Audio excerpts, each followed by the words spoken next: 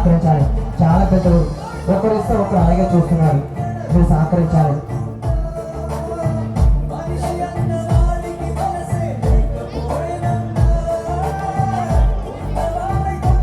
జాతమ్మ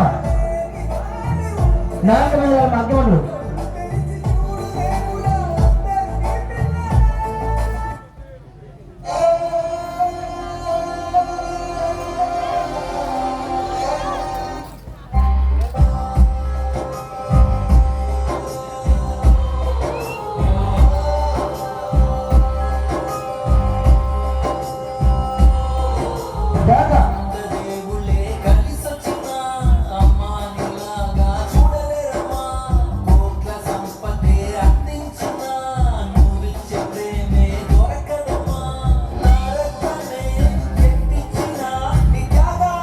చూడండి బాబు బిడ్డ ఆగు, ప్రేమతో ఆగు.